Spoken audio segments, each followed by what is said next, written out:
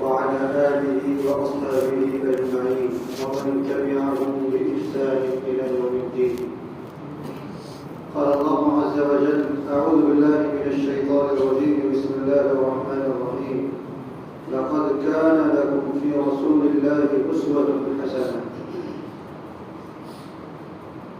وقال النبي صلى الله عليه وسلم: لا يؤمن أحدكم حتى يكون هواه تبعا لما جئت به. صدق الله العظيم. بزرگان محترم، گرامی قدر حاضرین، گزشتہ جمعے میں آپ کے سامنے اسباب محبت 4 ہیں اس عنوان پر گفتگو ہوئی تھی. میں نے بتایا کہ نبی پاک صلی اللہ علیہ وسلم سے ہمیں کیوں محبت ہو، کیا وجوہات، کیا اسباب ہم تلاش کریں یا سوچیں کہ ہمیں اپنے نبی سے محبت ہونی چاہیے تاکہ محبت دوبارہ ہو جائے، تاکہ محبت میں اضافہ ہو جائے. میں نے گزشتہ جو میں بتایا تھا کہ اسباب محبت 4 ہوتے ہیں. کسی کو کسی سے دنیا میں محبت ہوتی ہے، وہ 4 میں سے کسی ایک سبب سے ہوتی ہے. یا تو کوئی حسن کا دیوانہ ہے، کسی کے حسن و جمال پر فریفتہ ہوتا ہے، تو سب سے پہلی چیز ہے جمال. دوسرے نمبر پر میں بتایا تھا کمال. کسی بھی انسان کے اندر کوئی خوبی ہے، کوئی کمال ہے، کوئی اچھی بات ہے، اس سے اٹریکٹ ہو کے انسان جو ہے اس سے محبت کرنے لگتا ہے. اور تیسری چیز ہے احسان. کسی نے کسی پر احسان کیا، اس احسان کے نتیجے میں اپنے محسن سے محبت کرنے لگتا ہے. اور چوتھی چیز ہے قرابت اور رشتہ داری، جسے ہم خونی رشتہ کہہ سکتے ہیں، نسبی تعلق کہہ سکتے ہیں. یہ 4 اسباب ہیں. مان لیجیے بیٹے کو اپنے باپ سے، اپنے والدین سے، یا اپنے بھائی بہنوں سے، اپنا ایسا خالہ چچا تاؤ سے کیوں محبت ہے؟ اس لیے کہ ہمارا ان سے خونی رشتہ ہوتا ہے، اس لیے ہمیں ان سے محبت ہے. کسی نے محبت کرنے کے لیے کہا نہیں ہے. باپ کو بیٹے سے محبت ہے، ماں کو بیٹی سے محبت ہے، بھائی بہنوں کو ایک دوسرے سے محبت ہے، اس لیے کہ یہ ہمارا خونی رشتہ ان سے. کسی کا کسی پر احسان ہوتا ہے تو اس احسان کے نتیجے میں نے کہا تھا کہ انسان تو انسان، جانور بھی اپنے محسن کا جو احسان مند ہوتا ہے اس سے محبت کرنے لگتا ہے. کتے کو اگر آپ کھانا ڈال دیں، ایک دن اگر آپ کھانا کھلا دیں گے تو وہ کتا بھی تو ملاتا ہوا آپ کے آس پاس ہی رہے گا، آپ سے محبت کرے گا. آپ کے اوپر کبھی اگر ناگہانی کوئی مصیبت، کوئی آفت آئے تو بچانے کی ہر ممکن کوشش بھی کرے گا. اور اس سے پہلی چیز جو ہے کمال، خوبی، اٹریکشن. کوئی چیز ایسی ہو کسی کے اندر کہ آدمی اس کی طرف کشا چلا جائے، کھینچتا ہوا چلا جائے، اس سے محبت کرنے لگے. میں نے کہا تھا کہ دنیا کے اندر لوگ کرکٹ کے کھلاڑی کو اپنا آئیڈیل اور اپنا محبوب بناتے ہیں. کوئی کسی ٹینس اسٹار کو جو ہے اپنا محبوب بنائے ہوئے ہے. کوئی دنیا کے اندر کسی ناچنے اور گانے والے سے محبت کرنے لگتا ہے. وہ سمجھتا ہے کہ اس کے اندر خوبی ہے، اس کے اندر کمال ہے. یاد رکھیں، کوئی دینی مزاج کا ہے اگر تو اسے اپنے اللہ والوں سے محبت ہوگی، اپنے لوگوں سے محبت ہوگی، کسی بڑے سے بڑے عالم سے محبت ہوگی، کوئی بہت بڑا عامل اور زاہد ہوگا اس سے محبت ہوگی. اس لیے کہ اس کے اندر بھی وہ خوبی اور کمال ہے جس سے انسان محبت کرنے لگتا ہے. ہم نے خواجہ معین الدین چشتی رحمۃ اللہ علیہ کو دیکھا نہیں، ہماری کوئی ان سے رشتہ داری نہیں ہے، لیکن ہر انسان کے دل کے اندر اس کی محبت ہے. انسان کا عامل مسلمان نہیں، مسلمانوں کو ہے ہی محبت. دوسرے اور لوگ بھی ان سے محبت کرتے ہیں، برادر وطن محبت کرتے ہیں. ہندوؤں کو دیکھ لیجیے آپ، ان کے مذہب پر جاتے ہیں. یہ میں نہیں کہتا کہ صحیح ہے ان کا عمل یا غلط ہے، میں اس سے بحث نہیں کر رہا. میں صرف یہ کہنا چاہتا ہوں کہ خواجہ معین الدین چشتی یا دیگر اولیاء اللہ، خواجہ نظام الدین اولیاء رحمۃ اللہ علیہ، دیگر اور جو بزرگان دین ہیں، ان سے ہمیں محبت ہے، قلبی تعلق ہے. اس کی وجہ یہ ہے کہ ہم نے ان کو اپنا محبوب اس لیے بنایا ہے کہ ہم نے ان کے اندر کمال اور خوبی دیکھی. اس کمال اور خوبی کی وجہ سے ہمیں ان سے محبت ہے. اور حسن و جمال کے فریفتہ تو دنیا ہوتی ہی ہے، ہر کوئی حسن کا دیوانہ ہوتا ہے. تو میں نے کہا 4 اسباب ہیں یہ کسی سے کسی کو محبت ہو، اور میرے نبی کے اندر یہ 4 اسباب بدرجہ اکمل، بدرجہ اتم موجود ہیں. حسن و جمال کی بات میں نے گزشتہ جمعے میں کہی تھی، اور میں نے کہا تھا کہ نبی پاک صلی اللہ علیہ وسلم کا حسن تمام عالم کے انسانوں کے حسن سے بڑا ہوا ہے. حضرت یوسف علیہ السلام کا حسن مشہور ضرور ہے، لیکن حضرت یوسف علیہ السلام کے حسن کے اندر وہ اٹریکشن اور وہ خوبی نہیں تھی کہ ربی پاک پاک صلی اللہ علیہ وسلم کے حسن کے اندر تھی. اما عائشہ نے ایک موقع پر کہا کہ مصر کی عورتوں نے حضرت یوسف علیہ السلام کے حسن کو دیکھ کر اپنی انگلیاں کاٹ لی تھی. قطعن أيديهن فلما رأينه أكبرنه وقطعن أيديهن وقلن حاشا لله ما هذا بشرا. کہ مصر کی عورتوں نے جب حضرت یوسف علیہ السلام کو دیکھا، پردے کے پیچھے چھپا رکھا تھا زلیخا نے. ایک واقعہ تھوڑا سا آپ کو بتا دوں کہ زلیخا کے بارے میں جب یہ چیمگوئیاں کرنے لگی مصر کی عورتیں کہ یہ اپنے غلام کے اوپر فریفتہ اور دیوانی ہو گئی ہے، جب یہ چیمگوئیاں ان تک پہنچی تو انہوں نے سوچا کہ زبانی جمع خرچ کرنے کے بجائے ایک وہ جواب دیا جائے کہ جس سے عملی جواب اس کو مل جائے اور ہمیشہ کے لیے قبول ہو جائے. تو اس نے لوگوں کو دعوت بھیجی، عورتوں کو بلوایا بھیجا اور سب کو بلا کر مسجد لگا دیا اور مسیحیت جو ہے تیار کر دیا، اس کے اوپر گاؤں تکیے لگا کر سب کو بٹھا دیا اور حضرت یوسف علیہ السلام کو پردے کے پیچھے چھپا رکھا تھا. سامنے سب کے جو ہے بہت سارے میوے اور پھل وغیرہ رکھتی ہے اور سب کے سامنے چھریاں رکھتی. ساری عورتوں نے چھریاں اٹھا لی اور اپنے جو ہے پھلوں کو تراشنے لگی کھانے کے لیے. اتنے میں حضرت یوسف علیہ السلام کو زلیخا باہر پردے سے لاتی ہے اور ان کے سامنے لا کر کھڑا کر دیتی ہے. جس کی وجہ سے ان عورتوں نے جب حضرت یوسف علیہ السلام کے حسن کو دیکھا تو حسن کے دیکھنے کے بعد میں ایسے مبہوت اور ایسے حیران اور ششدر رہ گئے کہ ایسا خوبصورت بھی کوئی انسان ہوتا ہے کیا. فلما رأينه أكبرنه وقطعن أيديهن. جب انہوں نے دیکھا تو اپنے ہاتھوں کو تراش لیا، اپنے ہاتھوں کو کاٹ لیا. قلنا حاشا لله ما هذا بشرا. اور یہ چیز پڑی اور کہنے لگی ما هذا بشرا، یہ کوئی انسان نہیں، ان هذا الا ملك کریم، یہ کوئی بزرگ فرشتہ ہو سکتا ہے.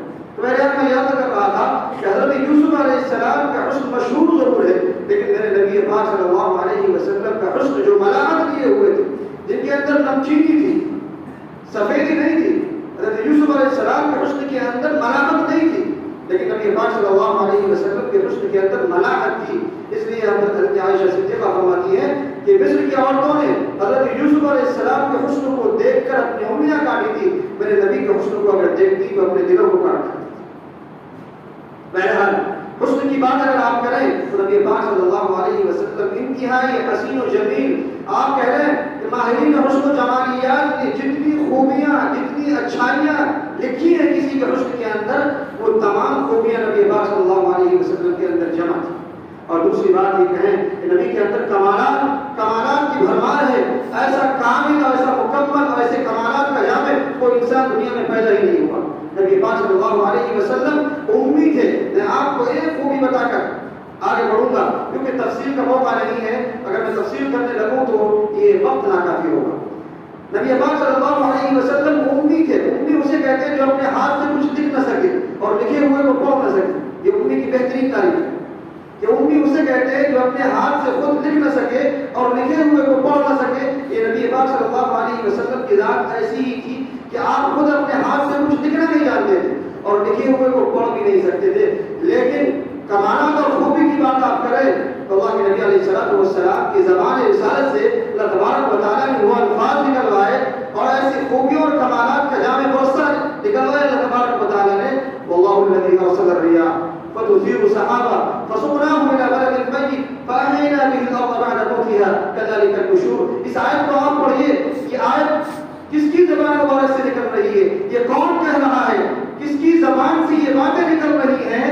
بارش برسانے کا پورا پروسیس کون بتا رہا ہے کہ بارش کس طریقے سے اللہ تبارک و تعالیٰ برساتے ہیں کہ تیز ہوا چلتی ہے، سمندر کے ذرات اٹھتے ہیں، ان ذرات کو ہوا اپنے دوش پر اٹھاتی ہے اور اٹھا کر اسے ہٹا کر لے جاتی ہے بنجر زمین کی طرف. اور جہاں اللہ تبارک و تعالیٰ کا اعلان ہوتا ہے، اللہ تبارک و تعالیٰ کا منشا ہوتا ہے، وہاں پر اللہ تبارک و تعالیٰ اتنی بارش برسا دیا کرتے ہیں. واللہ الذی ارسل الرياح فتثير سحابا. ان ذرات کو یہ بھاپ کی شکل میں ہوا جو ہے اپنے اوپر اٹھا لیتی ہے دوش پر اور اس کو ہٹا کر لے جاتی ہے. فسقناه الى بلد ميت. ہم اس کو لے جاتے ہیں بنجر زمین کی طرف. الى بلد ميت فاحيينا به الارض بعد موتها. جب وہ بارش برستی ہے تو وہ زمین جو مردہ ہو چکی تھی، جس کے اندر اگانے کی صلاحیت ختم ہو چکی تھی، اب بارش کے نتیجے میں وہاں سے ہریالی اگتی ہے، پیڑ پودے اگتے ہیں، سبزہ اگتا ہے. یہ کون بتا رہا ہے؟ یہ وہ ذات بتا رہی ہے جس ذات نے کبھی کسی سے لکھنا پڑھنا نہیں سیکھا، جو امی ہے. وہ ذات کیا کہہ رہی ہے؟ وہ ذات اس کی زبان سے ایسے الفاظ نکل رہے ہیں کہ جس نے کبھی کبھی لیب کا منہ نہیں دیکھا ہے، جو کبھی کسی لیب کے اندر پیتھولوجی لیب کے اندر جا کر کوئی ٹیسٹ نہیں کیا ہے، وہ کہہ رہا ثم خلقنا النطفة علقة فخلقنا العلقة مضغة فخلقنا المضغة عظاما فكسونا العظام لحما ثم انشأناه خلقا آخر. جو انسان کی تخلیق کے مراحل کتنے گزرتے ہیں، ماں کے پیٹ کے اندر بچے کے اندر کیا کیا تبدیلیاں ہوتی ہیں، ہمیں اور آپ کو کچھ پتہ نہیں ہے. اللہ کے نبی علیہ الصلوۃ والسلام کی زبان سے اللہ تبارک و تعالیٰ وہ الفاظ کہلوا رہے ہیں جو رہتی دنیا تک کے انسانوں کے لیے مشعل راہ ہے. آج کوئی بھی ڈاکٹر اس سے انکار نہیں کر سکتا. ثم خلقنا النطفة علقة، نطفہ ہونے کے بعد وہ اس علقہ میں تبدیل ہوتا ہے، بستہ خون ہو جاتا ہے. ثم خلقنا النطفة علقة فخلقنا العلقة مضغة، پھر وہ بستہ خون ایک گوشت کے ٹکڑے میں تبدیل ہوتا ہے. فخلقنا العلقة مضغة فخلقنا المضغة عظاما، پھر اس مضغہ کو اللہ کہہ رہے ہیں کہ ہم اس کو ہڈی میں تبدیل کر دیتے ہیں. پھر کہتے ہیں اس ہڈی کے اوپر گوشت چڑھا دیتے ہیں اور برابر کر دیتے ہیں اس کو. جس حصے کو جتنا گوشت ملنا ہے اتنا ہی ملتا ہے. ہاتھ کو جتنا گوشت چاہیے اتنا ہی مل رہا ہے. ایسا نہیں کہ ہاتھ کو بہت موٹا کر دیا. چہرے کو جتنا گوشت چاہیے، چہرے کی ہڈیوں کے اوپر جتنا گوشت چڑھانا ہے اتنا ہی مل رہا ہے. بہرحال میں یاد کر رہا ہوں کہ خوبی اور کمالات کی بات آپ کریں تو جتنے کمالات اور جتنی خوبیاں ہو سکتی ہیں، آپ کہہ لیجیے اخلاقی اعتبار سے، کردار کے اعتبار سے آپ دیکھ لیجیے، اللہ تبارک و تعالیٰ خود گواہی دے رہے ہیں کہ اے نبی، ہم نے آپ کو اخلاق کے سب سے اعلیٰ مقام پر فائز کیا ہے. انک لعلی خلق عظیم. اے نبی، ہم نے آپ کو اخلاق کے سب سے اعلیٰ مقام پر فائز کیا ہے. آپ اخلاق دیکھ لیجیے، کردار دیکھ لیجیے، صاف اور شفاف. جو دشمن گواہی دیتا ہے، قیصر روم کے دربار میں ابو سفیان گواہی دے رہے ہیں جو کہ آپ کے جانی دشمن ہیں. اگر رضی اللہ عنہ ورضوا عنہ کے زمرے میں شامل نہیں ہوئے، لیکن قیصر روم کے دربار کے اندر گواہی دیتے ہیں کہ آج بھی کچھ بھی ہو، ہم چاہے کتنا ہی مخالفت کر لیں، لیکن ہم نے اس کے اندر کوئی عیب کی بات نہیں دیکھی ہے، کردار پر کوئی انگلی نہیں اٹھا رہا ہے. صادق اور امین ہونے کا خطاب وہ دے رہے ہیں نبی پاک صلی اللہ علیہ وآلہ وسلم کو جو آپ کے جانی دشمن ہیں، جنہوں نے ہر موڑ پر آپ کی راہ میں روڑے اٹھائے ہیں اور آپ سے دشمنی کا ہر وہ موقع اپنایا ہے. یعنی کبھی بھی دشمنی کا کوئی موقع گوایا نہیں. وہ بھی آپ کے اخلاق اور کردار کی گواہی دے رہا ہے. وہ آپ کو صادق کہہ رہا ہے، وہ آپ کو امین کہہ رہا ہے، اپنی امانتیں رکھوا بھی رہا ہے امین سمجھ کر. بہرحال میں یاد کر رہا تھا کہ میرے دوستو، اللہ کے نبی علیہ السلام کے اندر وہ خوبیاں، وہ کمالات، وہ تمام اسباب موجود ہیں جن کی وجہ سے ہم انہیں ان سے محبت کرنی چاہیے. اسی لیے گزشتہ جمعے میں نے ایک حدیث پڑھی تھی. اللہ کے نبی علیہ السلام نے فرمایا لا یؤمن احدکم حتی اکون احب الیہ من والدہ وولدہ والناس اجمعین، کہ تم میں سے کوئی آدمی اس وقت تک مومن کامل نہیں ہو سکتا ہے جب تک کہ اس کی محبت ان کے اپنے والدین سے، بیوی بچوں سے، تمام جہان سے زیادہ مجھ سے نہ ہو جائے، تب تک اس کا ایمان کامل نہیں. بات یہیں پر ادھوری رہ جائے گی. ایک بات کہہ کر اپنی بات کو ختم کروں گا کہ صرف بات ذات کے ماننے سے نہیں بنے گی. صرف ذات کو ماننے لگے، نبی سے محبت ہے، خوب غلطہ اور شور کرنے لگے اور لوگوں کو بتانے لگے ہمیں نبی سے محبت ہے، واویلا اور شور سے بات نہیں بنے گی. دوسری حدیث یہ بتا رہی ہے لا یؤمن احدکم حتی یکون هواه تبعا لما جئت به. یہ حدیث بتا رہی ہے کہ نبی کی ذات صرف ماننے سے بات نہیں بنے گی، نبی کی بات بھی ماننی پڑے گی. نبی پاک صلی اللہ علیہ وسلم نے فرمایا کہ کوئی بھی آدمی اس وقت تک مومن کامل نہیں ہو سکتا ہے. کب تک؟ جب تک اس کی تمام خواہشات میری لائی کی شریعت کے اوپر قربان نہ ہو جائے، تب تک وہ ایمان کامل اس کے پاس میں نہیں ہے، وہ مومن کامل کہلانے کا حقدار نہیں ہے. واخر دعوانا الحمد للہ رب العالمین.